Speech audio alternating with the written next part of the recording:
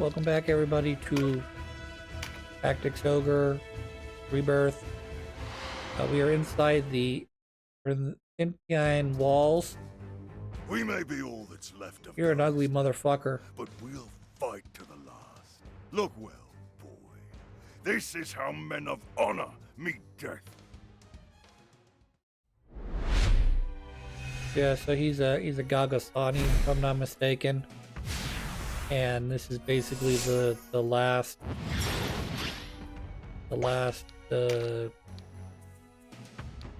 refuge of their resistance, unless of course they pop up again later on. But I think the storyline is slowly shifting from Wallister v Gagastani to a Wallister Gagastani union, and then we'll be fighting the Bakram and the Zenobians, the Loslorians. Fun, huh? Full information.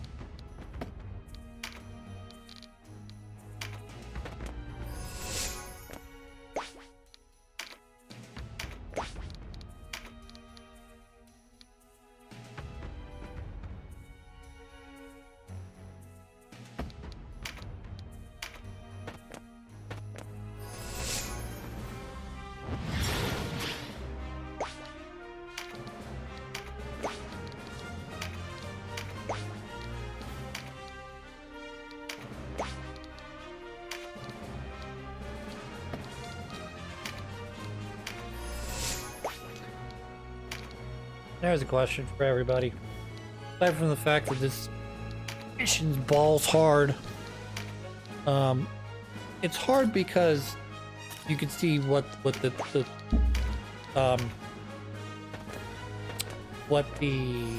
layout is here, where we essentially have a narrow 3-block bridge, and then you've got sort of a pit to the left and right side. Not actually a pit, obviously. If you fall down, you don't die. Like an actual pit that you saw earlier when we were fighting shit. Like, don't fall off the side or you're dead. And this is not... This is the permadeath kind of dead. Anywho, getting back to my point. So, obviously you can see there's... Up front, you've got Dark Knights, there's a Dragoon, and some Flyers as well.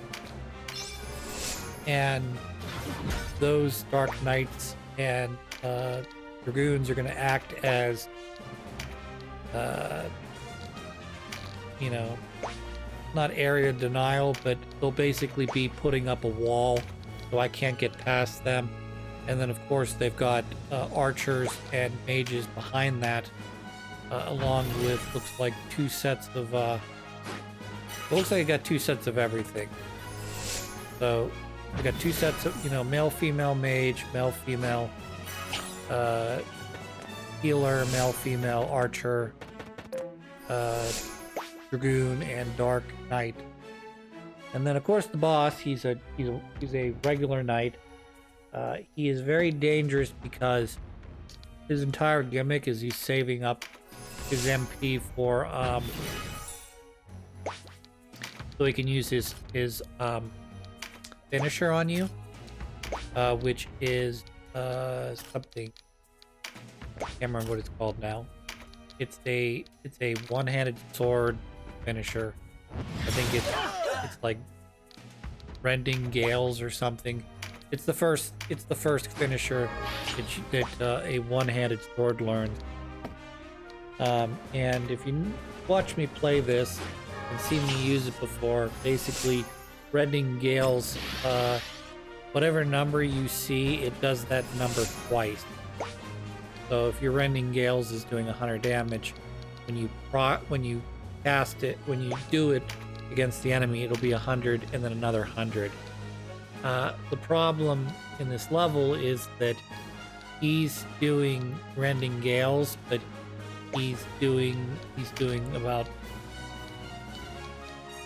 300 to 500 damage times 2. So that's pretty much gonna be a one-hit KO for most of my characters.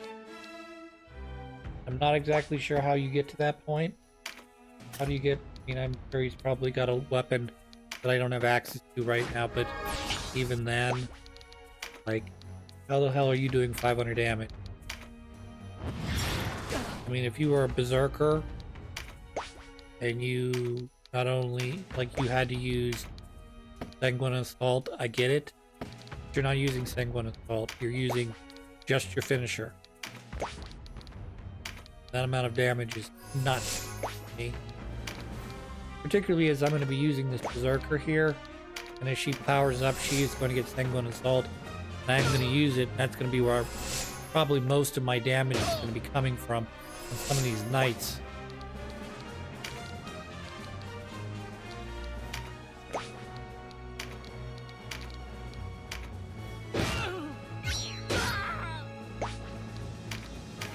That's what's so dangerous about the counterattack. Is at the beginning of the game, you know, when you're doing 100 damage and they're countering you for 20, it's like, yeah, I did 100 damage to them, which is like, I don't know, we'll say 1/5 of their HP to 1/8 of their HP, and they're doing 20, which is 1/5 of the amount of damage I just dealt to you. But now, like, it seems like I'm doing 200 damage and they're returning with 200 damage for 70 damage, you know? It's like the trade-off there is much smaller, so, you know, I do 200 damage, you return it for what? 70 would be what? 2.5, rough, little less than 2.5 times. I'm doing 2.5 times more than what you're countering me for.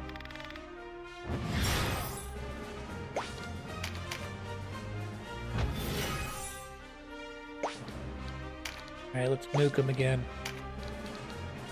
And by nuke him, I mean use Acid Rain.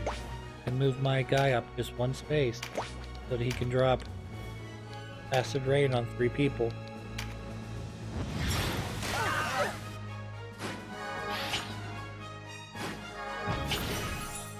Meanwhile, when we did the Nybeth fight, he's fucking dropping, you know, a ranged spell like that for 500 damage.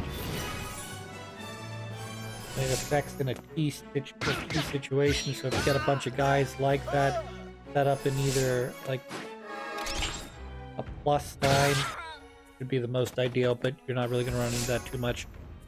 500, think about that, at 500 damage times, what, 1, 2, 3, 4, 5 characters?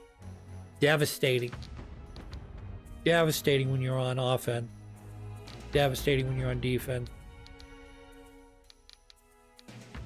My characters know they do 150 damage times 4. If I'm lucky. Got 3 or 4 characters lined up.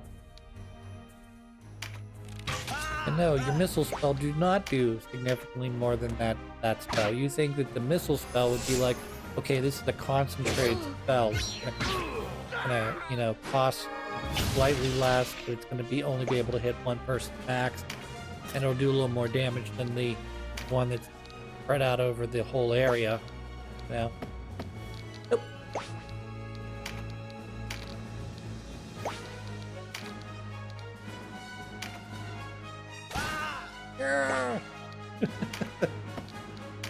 Some of the cries make me laugh. And then some of them make me feel like they only had like 2 voice actors in this game. Because they all sound like Kashua. Like all the females. Not all the females. Like 3 of the females in this game sound like Kashua. It's possibly because at a certain point, they stop getting lines. So you stop worrying. Like the Kashua obviously doesn't. So, whatever.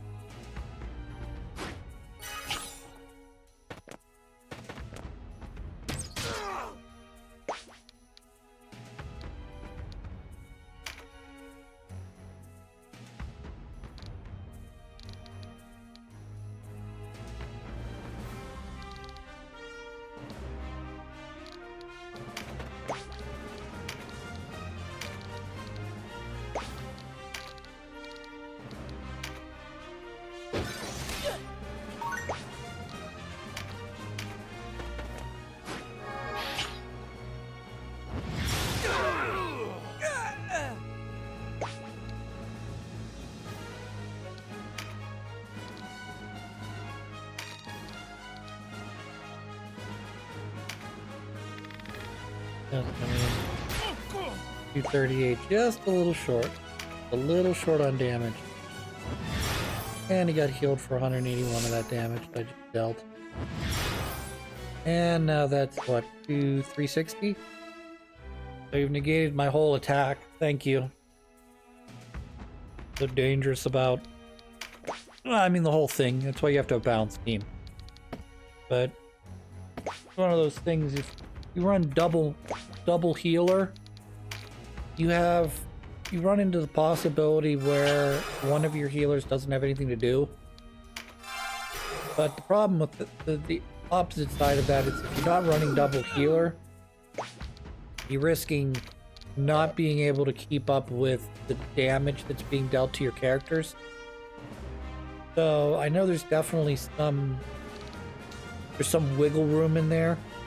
Like for instance, you have in addition to your priest Abuna class learning healing stuff, you can also teach it to your Valkyries. They can also learn some spells as well. You can also teach it to your White Knights, so they can do basic level healing spells. There's a couple others.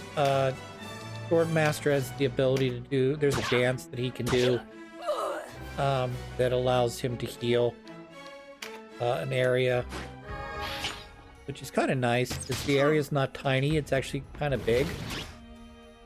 The only problem is that kind of don't want to... For me, I kind of don't want to be wasting a turn with the Swordmaster because he's not fast on a non-attack. But I don't know. Maybe I should be thinking about using him as a supporter instead. I mean, maybe getting like a second one is what I'm trying to get at. I have one that's sort of a physical based character, and then have one that's entirely dedicated, or maybe partially, at least partially dedicated. I'm not really sure how that class pans out for MP regeneration. Like your mages all have the ability to concentrate, which will give them 3 MP. If you could get, if the Swordmaster had something like that. Tell me, why do you follow the Duke down with Goya? He lays the blame for Balmamusa at your door, brings disgrace upon your name. Your own kinsman. Value as a trader, correct? Because you trade the king, But the like a Duke. beaten cur, you return for more. How do you? You return like a beaten cur. That's true. Yeah, I know. How do you? This is what's so weird about the neutral I route. have always done what I thought best. Who can do more? When the Duke ordered Balmamusa put to the torch, I refused. They deserved better than to be used as pieces in his game. Agreed. But the wheel has turned. Only a fool would press a dagger to the Duke's throat with a buckram knife at his back. I see the principle that guides you, such as it is. When you accept the choices offered you by another, you do their bidding. How can a creature unable to make his own choices know which course is best? But you do not trouble yourself with wondering what's best for kin or for country. You choose only what's best for yourself. You are driven by survival. It is cowardice, guide. Enough! That's a very lawful answer to this sort of complex neutral alignment that I'm running. A lot of, that was 600 and some damage there. There's 400. Here comes some more. I mean, look at this. This is like 4 or 5 enemy attacks all at once. Luckily, only looks like 2 of them, or I don't know. I think they targeted a different character each time, so that's always good. But yeah, that'd be very devastating if they, targeted 2 characters.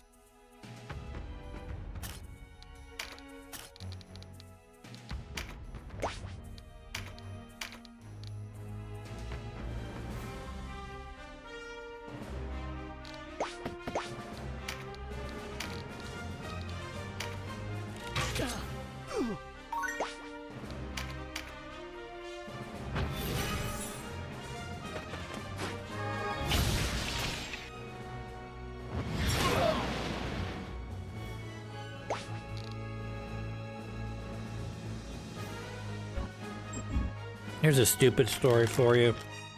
Bought a bag of potato chips. Potato chips have the following ingredients, which, just bear with me when I say this, I appreciate the simplicity of these ingredients, but one of these ingredients do not sit well in my stomach. It's potatoes, vegetable oil, coconut seed oil, corn oil, or sunflower oil. So either vegetable oil, cottonseed oil, or corn oil, or sunflower oil. Is that my stomach does not like one of those 3 oils, and I don't know which one it is. Probably not vegetable oil. So it's probably either the cottonseed oil, the corn oil, or the sunflower oil. I don't know which. Weird. Anywho.